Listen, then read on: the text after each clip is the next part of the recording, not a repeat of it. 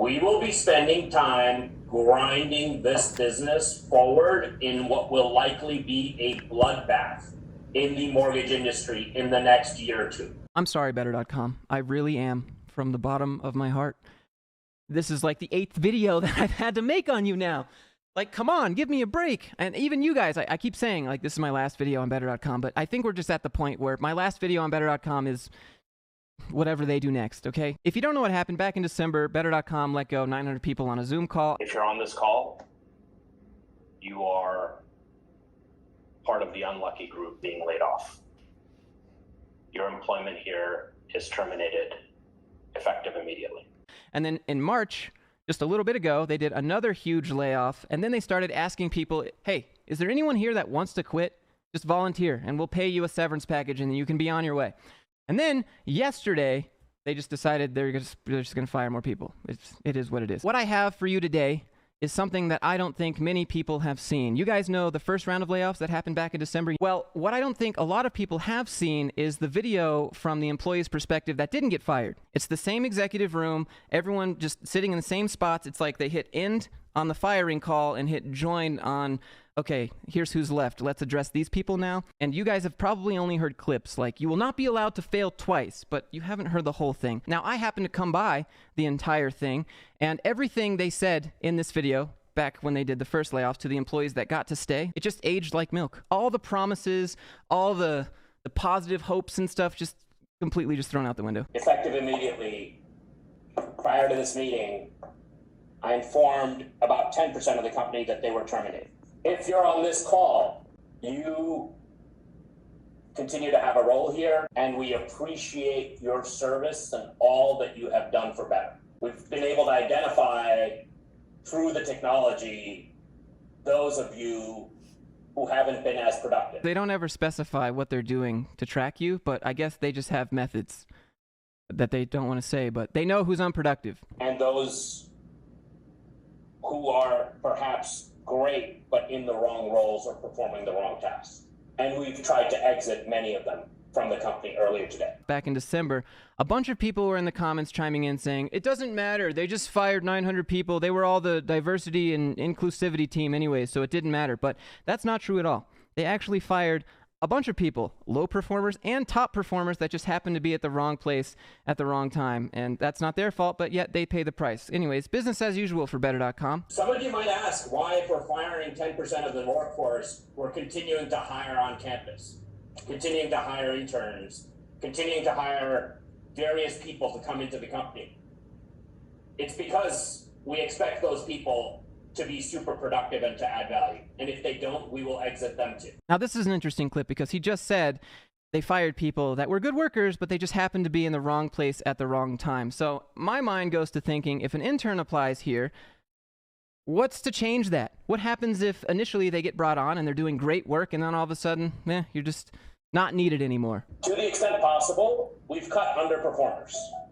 But make no mistake about it, we did also eliminate redundant roles. We also did eliminate folks who might be strong performers, but were just in the wrong place at the wrong time with the wrong task and weren't mission critical to taking the rocket ship forward. You get hired on, you're told that you're needed, you're valuable, this is what you're going to be doing, and then all of a sudden you find out randomly that, yeah, you were a good worker, but we just didn't need you. And that's how business goes, but it's just something to be on the lookout for. You know, they'll say, we need you, we appreciate you, things are going to be great for you here, while planning how they're going to fire you. And this is what that looks like. We will be spending time grinding this business forward in what will likely be a bloodbath in the mortgage industry in the next year or two. All right, I'll pause and say that's the only thing that didn't age like milk. I think you've lost like half your company now, Better.com.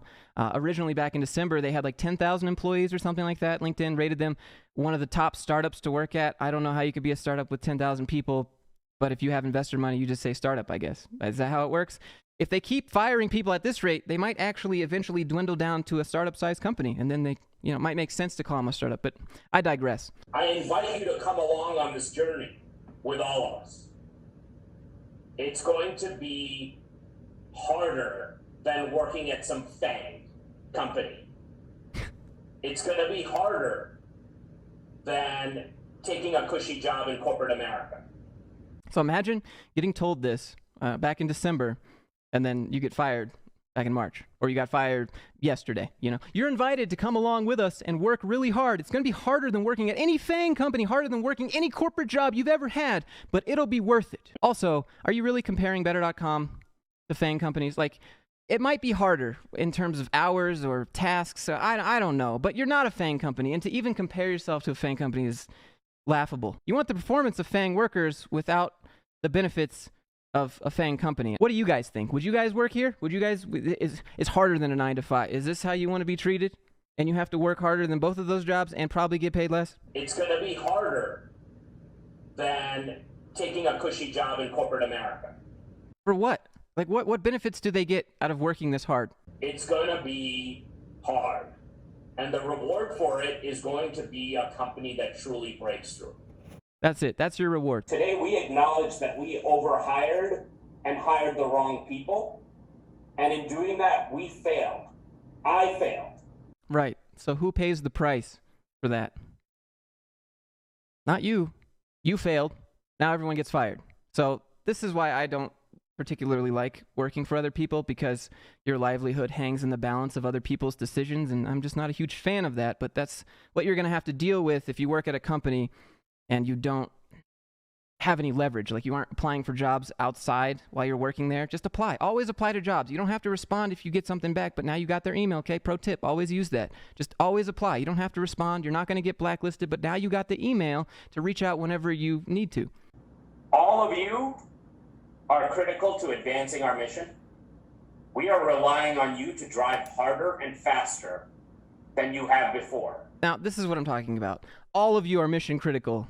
Layoff number 2, layoff number 3, volunteer, severance packages. Come on. So just before they fired the 900 people back in December, they raised like $750 million. And so he's talking about, how could we fire people if we just raised that amount of money? Well, I'll tell you how.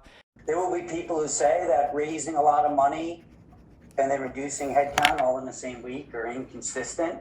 How could you do that? We think they're entirely consistent. As Vishal said, thousands of startups start every year. Thousands of startups fail every year. It's because lots of other startups do it.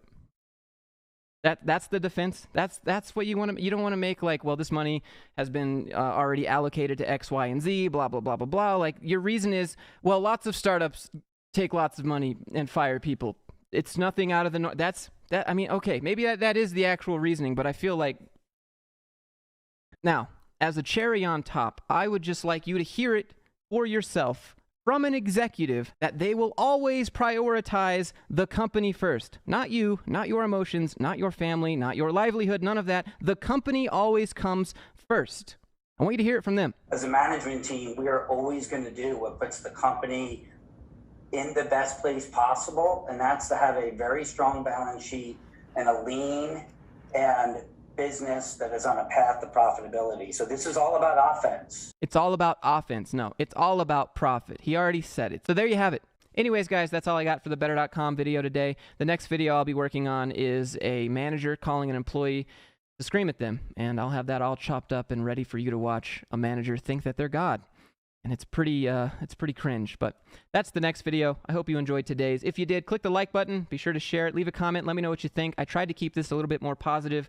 It's hard. Give me a bone, corporate. I'm trying to look at the bright side of things here, and I don't want it to be, congratulations, you don't work there anymore. I want it to be more than that, but I'm trying. I'm trying, guys. Like, just always be applying to jobs. You don't got to take them, but have some leverage in your life if you're going to take the employee route.